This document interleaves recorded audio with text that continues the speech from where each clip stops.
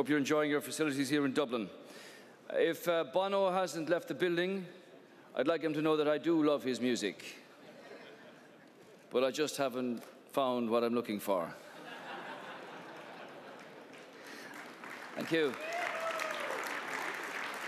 I'd like to say a few words about this country, about where we've come from, about where we are, about where we're going, and the same message applies in respect of Europe. And that message is about the power of the people when they are united to deal with a common objective. 3 years ago, the government that I have the privilege of leading was elected to office. We inherited an economy in crisis. Ireland was locked out of the bond markets. We had to resort to an EU-IMF bailout. Jobs were hemorrhaging at an alarming rate. Public finances were out of control, and the Irish banks were on the brink of collapse. We had to take decisive action. We had to begin a process of recasting and rebuilding our international reputation and restoring our place as a central and respected member of the European Union. And that required swift and decisive action. In fact, the scale of adjustment of our public finances has been a staggering 20% of GDP since 2008. So we stabilised, restructured, recapitalised the banking system, because the tools that are in Europe now were not in place then.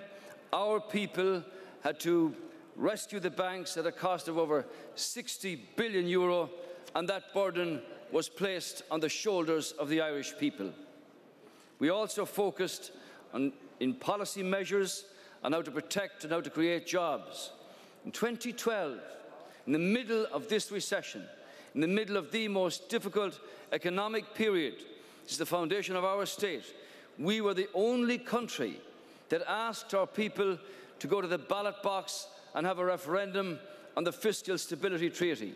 And despite the opportunity that presented itself for the people to say to government, we don't like you, they voted 60-40 in favour of that treaty, setting out our view about the Eurozone, our view about the Euro, and our view about our future being as a central player in the European Union. We know Europe, we understand it, we've had this since we joined back in the 70s. The point I'm making is that this was a case of people and government working towards a common objective. And as a result, last December, as has been pointed out by many fine speakers, we were the first country to exit the bailout programme and to take our place again as a respected and full member of the Eurozone. So our economy is growing, the financial system has been stabilised, and the government deficit is falling.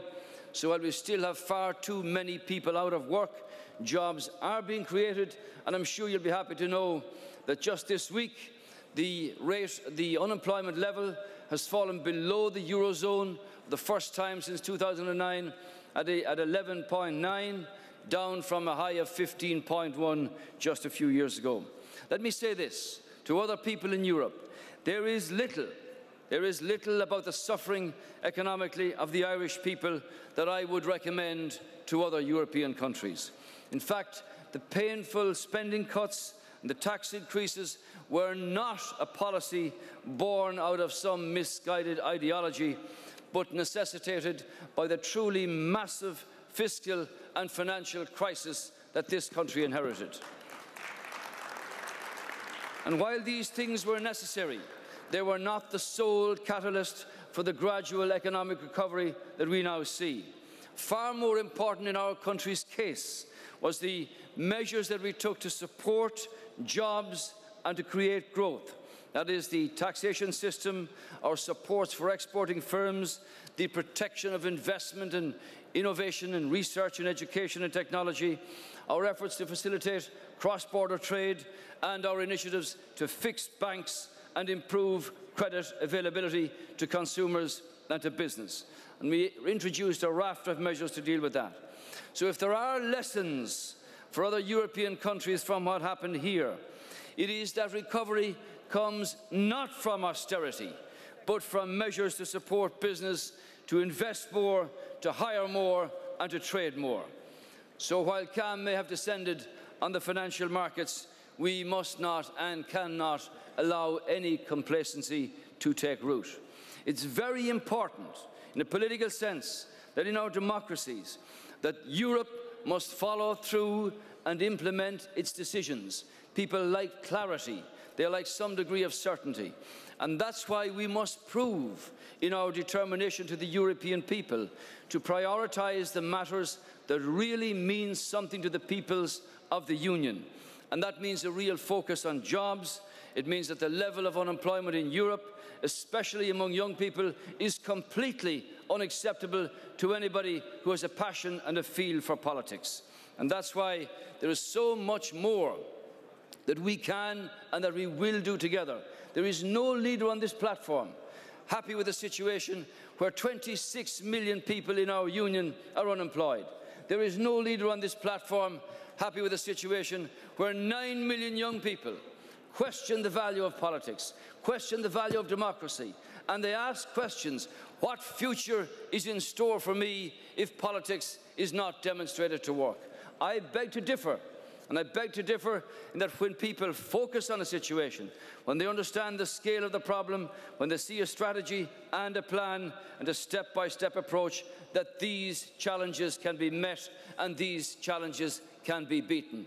This country, ladies and gentlemen, for centuries has been moving out from our island because either of oppression, colonisation or economic circumstances. In the 6th century, Columbanus was writing about Omnia Europae, all of Europe, one Europe, which we have now. And the 4 great languages of Europe at that time were Greek, Latin, Arabic and Irish. So we've been travelling this planet for a long time.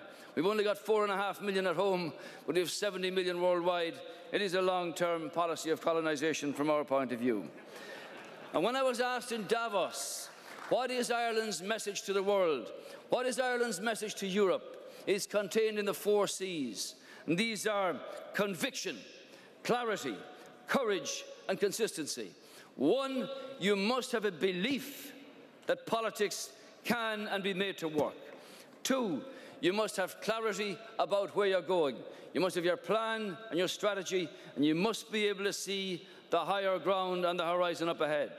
And thirdly, you must have courage to make decisions that are not popular, because people never like to change. They never like to get out of structures that they become used to. But it's necessary in the greater good and in the common interest of our humanity and our people to have the courage to say no and to make decisions that make a difference in the longer term to everybody's benefit. And the 4th element of that is consistency, that you must follow through, be it the golf shot or the tennis return. You have to execute consistency in what you're doing. And that means that psychologically, people can then see the opportunity to have the job, the career, and the adventure of life being lived to the full. That's why I would say that for me, as a politician, having the opportunity and the privilege of leading a country out of an economic morass is indeed a privilege, but it's based on collaborating, on levelling with people, on working with them, and together we point the way ahead. It is the concept, as Bono said, of the mehel, the Irish word for group, for gathering, for community. That's where the power is vested, and that's why in the Ukraine these days it's so important for leadership within the country to unite with a common objective in the determination of the spirit and the will of the people, which is for democracy, prosperity and brighter days. And that's why the European People's Party, the emphasis is on peoples, the European People's Party, of which we have been a founding member way back in the 70s. We're very proud to have a good story to tell in these forthcoming elections. It will not be easy. It was never meant to be easy. And in the face of the walls of cynicism and the walls of criticism, it's important that we stand good candidates for the Parliament. And I'm glad to see a real contest between Michel and Jean-Claude here today for the presidency of the Commission. So by focusing on these things, we can achieve what it is that we want to achieve. And my message from Ireland as a small country can be replicated across the European Union. Think of the power of 500 million people, what they can do when they unite in terms of a common objective. And for me, it brings about my vision for Europe, which is a continent of peace and prosperity and stability, a continent where the young are given opportunity, where we welcome young people from all over the planet to change the frontiers that are up ahead of us, and a continent where our older citizens are protected and revered and respected for what they did in their time to improve the lot of ordinary people. And that's a continent that can be an example to all others on this planet. It was John F. Kennedy who said, "We all inhabit the same planet, we all breathe the same air, and we are all mortal." So on the 25th of May, let it be a big day for Europe, but let it be a bigger day for the EPP, because on your shoulders rests the responsibility of carving out the future for millions of people. Let's go do it. We have no time to waste. Thank you again for coming to Dublin.